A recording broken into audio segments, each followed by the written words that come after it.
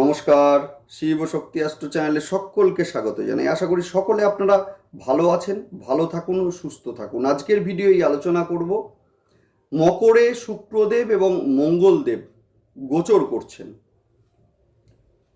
বৃশ্চিক রাশি এবং লগ্নের ক্ষেত্রে মূলত কি কি প্রভাব আসতে পারে, ভিডিওটি আপনারা শেষ পর্যন্ত দেখুন। যদিও শেষ দিকে আমি কিন্তু প্রতিকার আলোচনা করি। যাদের নেডাল চার্টে মঙ্গলদেব বকরি আছেন, দগ্ধ আছেন অথবা শত্রু গৃহগত আছেন, আপনাদের জন্য প্রতিকার অবশ্যই থাকছে। অবশ্যই আপনারা দেখতে থাকুন শেষ পর্যন্ত এবং সেই সঙ্গে সকলকে অনুরোধ করব চ্যানেলটিকে আপনারা সাবস্ক্রাইব করে নেবেন। এই জন্যেই কি গ্রহের প্রতিটা গোচরে আমি আসি আপনাদের কাছে, যাতে সিদ্ধান্ত নেওয়ার ক্ষেত্রে ভুল না হয়। দেখুন, গোচরের সঙ্গে সঙ্গে আমরা যদি সিদ্ধান্তগুলোকে সাজাতে পারি তাহলে কিন্তু ভুল হওয়ার প্রবণতাটা আমাদের মধ্যে থাকবে না, জীবনটা আরো স্মুথ হবে। সুতরাং সাবস্ক্রাইব করবেন অবশ্যই, যাতে পরবর্তী ভিডিওর নোটিফিকেশন আপনাদের কাছে পৌঁছে যায়। লাইক এবং শেয়ার করবেন, কমেন্ট করতে কিন্তু ভুলবেন না। যাই হোক, শুক্রদেব এবং মঙ্গলদেব। শুক্রদেব যিনি কিনা রোমান্টিক একটি গ্রহ, যিনি কিনা অর্থ, সেই সঙ্গে বিবাহিত জীবন সমস্তটাকেই দেখেন। মঙ্গলদেব মঙ্গলদেব হচ্ছেন এনার্জি। মঙ্গলদেব আমাদের কর্মের ক্ষমতা, ভূমি। সুতরাং শুক্র এবং মঙ্গলদেবের গোচর হচ্ছে একসঙ্গে মকরে, যে মকরে মঙ্গলদেব আবার উচ্চস্থ। সুতরাং বৃশ্চিকের ক্ষেত্রে মকর হচ্ছে থার্ড হাউস। বৃশ্চিকের ক্ষেত্রে কোন কোন দিক দিয়ে প্রভাবগুলো পড়বে দেখতে থাকুন আপনারা অবশ্যই। দেখুন, শুক্রদেব যিনি কিনা আপনাদের সেভেন্থ হাউস, সেই সঙ্গে 12th হাউসের মালিক। মঙ্গলদেব আপনাদের রাশি বা লগ্ন এবং সেই সঙ্গে 6th হাউসের মালিক। অর্থাৎ দুটি গ্রহ এক জায়গায় হচ্ছে মকরে। যে মকরে মঙ্গলদেব উচ্চস্থ। মকর হচ্ছে মূলত চর এবং সেই সঙ্গে পৃথ্বীতত্ত্বের একটি ঘর। বৃশ্চিক হচ্ছে জলতত্ত্ব, সেই সঙ্গে স্থির রাশি। অর্থাৎ যে কোনো পরিবেশে নিজেদেরকে মানিয়ে নেওয়ার একটা ক্ষমতা, সেটা কিন্তু বৃশ্চিকের মধ্যে লক্ষ্য করা যায়। সেই সঙ্গে যে সিদ্ধান্ত বৃশ্চিক নেয় সেটা কিন্তু ওরা করবেই। সাধারণত কোনো ঝামেলায় বৃশ্চিক জড়ায় না, কিন্তু কোনো ঝামেলায় যদি বৃশ্চিককে জড়ানো হয় সেই ক্ষেত্রে বৃশ্চিক ভয়ঙ্কর হয়ে উঠতে পারে। যাই হোক, মকরে ট্রানজিট করছে 22 তারিখে, ফেব্রুয়ারির 22 তারিখে আরো প্রমিনেন্ট হবে, যার ফলে লগ্ন বা রাশির অধিপতি মকরে উচ্চস্থ হয়ে নবম স্থানে দৃষ্টি দেবেন, যার ফলে ভাগ্যের সাপোর্ট আপনারা অবশ্যই পাবেন। সেই সঙ্গে পিতার শারীরিক দিকটা আপনার সহায়তায় ভালো হবে, যেহেতু রাশি বা লগ্নের অধিপতি দৃষ্টি দিচ্ছে পিতৃস্থানে, অর্থাৎ পিতার শারীরিক জায়গাটা ভালো হবে। যোগাযোগের মাত্রা বাড়বে, নতুন নতুন মানুষের সঙ্গে যোগাযোগ এই সময় আপনাদের হবে, যার দ্বারা আপনারা সাহায্য পাবেন। যথেষ্ট রোমান্টিক একটি সময়, যদিও প্রেমের ক্ষেত্রে নতুন হাতছানি এইটা কিন্তু লক্ষ্য করা যাচ্ছে। যারা অলরেডি সম্পর্কের মধ্যে আছেন, যে কোনো সম্পর্ক, প্রেমের যে কোনো সম্পর্কের মধ্যে আপনারা আছেন, বিবাহিত হতে পারে অথবা প্রেম সম্পর্কের মধ্যে আছেন, বন্ডিং বাড়বে।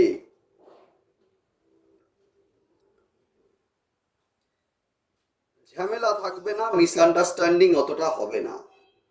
যাই হোক, সেই সঙ্গে আরেকটা কথা বলবো, সেটা হচ্ছে শত্রুর দমন, সেটা কিন্তু হবে।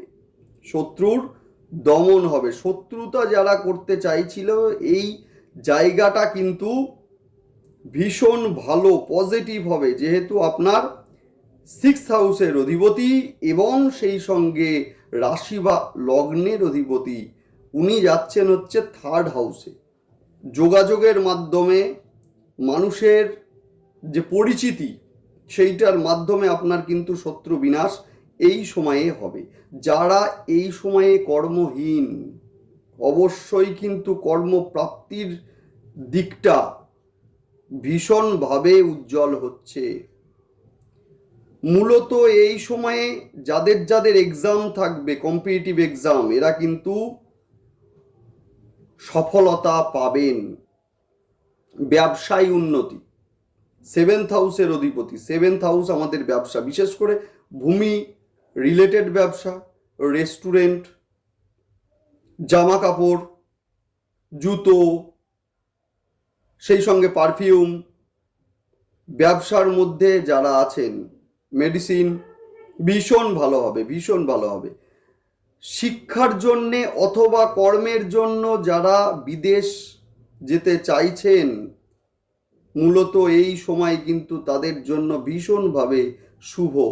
শরীরে হঠাৎ আঘাত লাগার একটা প্রবণতা এই সময়ে থাকছে, সুতরাং আগুন, সেটা থেকে সাবধান থাকবেন আপনারা। মূলত যদিও ট্রানজিটের ক্ষেত্রে পুরাতন ব্যথা, এটা কিন্তু আপনাদের আবার বাড়ার সম্ভাবনা আছে।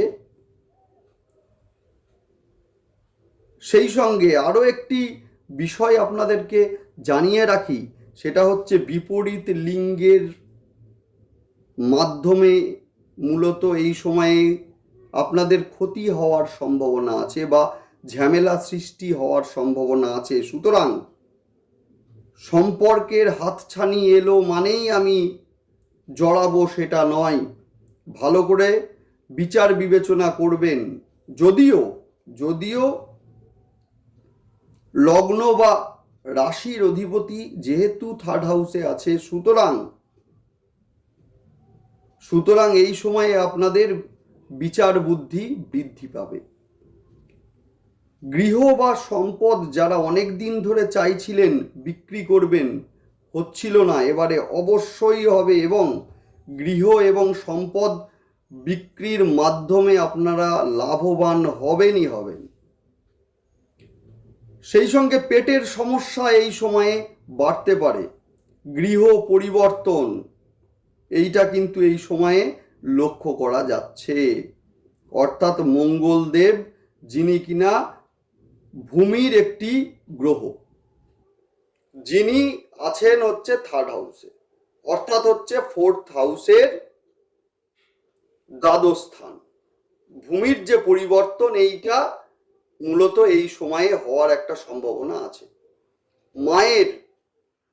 মায়ের শরীরের ক্ষেত্রে একটু সতর্কতা অবলম্বন করবেন, মায়ের শরীর খারাপ হওয়ার সম্ভাবনা আছে। অহেতুক রেগে যাওয়ার একটা প্রবণতা কিন্তু এই সময়ে দেখা দেবে, বা ধৈর্য হারানোর একটা প্রবণতা, সেটা কিন্তু লক্ষ্য করা যাবে। নতুন ব্যবসা শুরু করার ক্ষেত্রে সময়টা ভীষণ ভীষণ শুভ। সেই সঙ্গে প্রেমিক অথবা প্রেমিকার সাফল্য এই সময়ে কিন্তু আপনাকে যথেষ্ট আনন্দ দেবে, সফলতা দেবে। যাই হোক, এবারে আলোচনা করব, সেটা হচ্ছে যাদের ক্ষেত্রে, অর্থাৎ যাদের নেডাল চার্টে মঙ্গলদেব বকরি আছেন, শত্রু গৃহগত আছেন, এদের ক্ষেত্রে বলবো অবশ্যই আপনারা কিন্তু বিশেষ করে অভিজ্ঞতার মাধ্যমে বলতে বাধ্য হচ্ছি, সেটা হচ্ছে প্রবাল নেওয়ার একটা প্রবণতা। মঙ্গল দুস্থানে আছে মানে প্রবাল, এইটা কিন্তু খুব ভীষণই খারাপ জিনিস।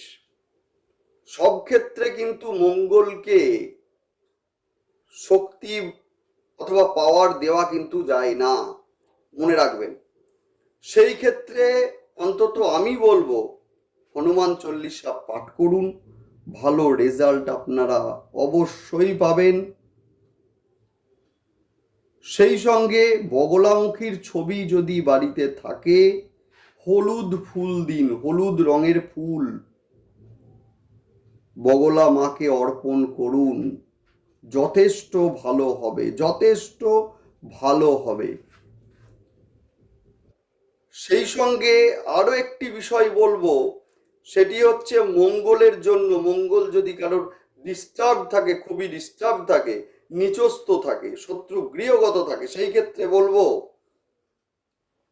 বগলামুখী কবচ 100% কার্যকরী, 100% কার্যকরী, দারুণ কাজ করবে। যাই হোক, ভালো থাকুন আপনারা, সুস্থ থাকুন, দেখতে থাকুন আপনারা ভিডিওগুলি।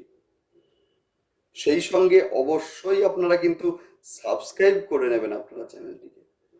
ভালো থাকুন, নমস্কার।